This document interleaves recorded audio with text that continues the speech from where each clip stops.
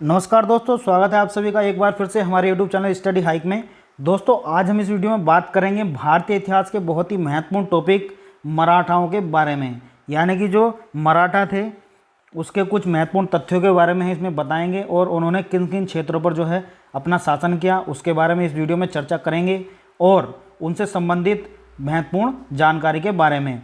चलिए दोस्तों, video start करते हैं। मराठा साम्राज्य, इसकी जो स्थापना की थी वो शिवाजी ने की थी। शिवाजी ने मुगलों को किस युद्ध में जो है हराया, तो युद्ध का नाम आता है सलहार। 1659 में यह युद्ध लड़ा गया। इसमें मुगलों को हराया शिवाजी ने। शिवाजी मुगलों की कैद से भागने के समय कौन से नगर में कैद हो गए थे, तो आगरा का नाम आता है कि आगरा में कैद हो गए थे। शिवाजी की राजधानी थी रायगढ़, जहाँ पर उनका राज्याभिषेक भी हुआ था। और शिवाजी के गुरु का नाम था रामदास। अष्टप्रधान मंत्री परिषद थी मराठा प्रशासन में। शिवाजी ने जो है अष्टप्रधान नाम की एक मंत्री परिषद स्थापित की थी। इस पर जो है बड़े पैमाने पर जो है क्वेश्चन देखने को मिलता है। और अष्टप्रधान के अंतर्गत जो है विभिन्न विभागों की तरह जो है अलग अलग व्यक्ति होते थे जो अलग अलग क्षेत्रों में अपने काम करते थे। अष्टप्रधान। शिवाजी के शासनकाल में विदेश मंत्री को क्या कहा जाता था, तो सुमंत कहा जाता था। शिवाजी के समय सरनोवाद का जो पद था किससे संबंधित था, तो वो संबंधित था सैन्य प्रशासन से। बात करेंगे कि संभाजी के बाद मराठा प्रशासन में निम्नलिखित में से किसने जो है सरल और कारगर बनाया, तो नाम आता है बालाजी विश्वनाथ का। बालाजी विश्वनाथ के बाद आते हैं बाजीराव के बाद आते हैं बालाजी बाजीराव और इनके बाद आते हैं माधव राव। ये इनका जो है क्रम है। औरंगजेब की मृत्यु के समय मराठा नेतृत्व जो है किसके हाथ में था, तो ये था ताराबाई के हाथ में। ताराबाई भी बहुत ही महत्वपूर्ण शासिका रही हैं। सरंजामी प्रथा जो है संबंधित है मराठाओं के भू राजस्व प्रथा से। मराठाओं द्वारा जो है दो प्रकार का कर लिया जाता था। पहला था सरदेशमुखी, दूसरा था चौथ। सरदेशमुखी जो था 1/10 था और चौथ 1/4।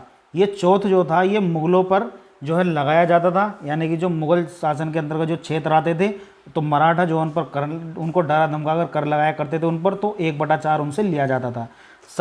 सरदेशमुखी जो था वो 1/10 था। ये इससे जो है शिवाजी उनको डराया करते थे और उनसे जो है 1/10 कर लिया करते थे डरा धमका के। मराठे।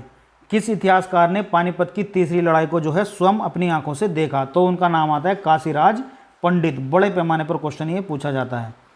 पानीपत का तीसरा युद्ध जो हुआ था उसमें मराठों को किसने हराया था, तो मराठों को अफगानों ने हराया था। अफगानों की तरफ से जो है अहमद शाह अब्दाली जो है नेतृत्व कर रहा था। पानीपत का तीसरा युद्ध जो है 14 जनवरी 1761 को हुआ था। दोस्तों, ये तिथि जो है ध्यान रखनी है, 14 जनवरी 1761। कभी कभी जो है ऑप्शन के अंतर्गत 1761 के कई सारे ऑप्शन दे देता है, लेकिन आपको 14 जनवरी जो है ध्यान रखना है।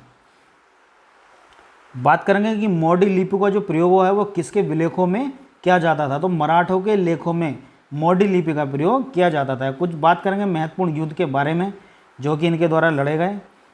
प्रथम आंग्ला मराठा युद्ध 1775 से लेकर के 1782 तक यह युद्ध चला। सालबाई की संधि हुई 1782 में, जिससे इस युद्ध की हुई समाप्ति।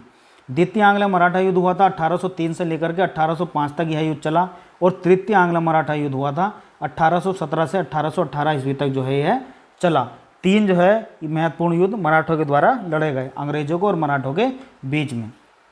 दोस्तों, ये जो है मराठाओं का जो साम्राज्य था उसका जो मैप है, इसके अंतर्गत जो है मराठाओं की तरफ से जो है पेशवा, भोंसले, सिंधिया, होलकर और गायकवाड़, ये जो है 5 प्रकार के जो है लोग शासन कर रहे थे।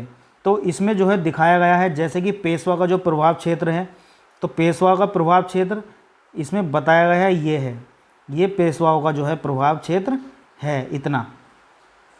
इसी प्रकार से भोंसले का जो प्रभाव क्षेत्र बताया गया है इसमें, ये है, ये जो है भोंसले का प्रभाव क्षेत्र। तो आप देख सकते हैं कि इन लोगों ने किन किन क्षेत्रों में जो है राज किया है। इसी प्रकार से सिंधिया का जो है प्रभाव क्षेत्र इसके अंतर्गत दिया गया है। जैसे कि आप देख सकते हैं ये जो क्षेत्र था ये सिंधियाओं के अंतर्गत आता था। इसी प्रकार से होलकर होलकर का जो क्षेत्र था वो ये आता है। तो आप देख सकते हैं कि होलकर जो है किस क्षेत्र में अपना शासन चलाते थे। इसी प्रकार से जो है गायकवाड़ का जो है क्षेत्र ये आता है, जो कि वर्तमान के आप गुजरात से इसका परिप्रेक्ष्य ले सकते हैं। तो दोस्तों ये थी जो है मराठा साम्राज्य के बारे में महत्वपूर्ण जानकारी।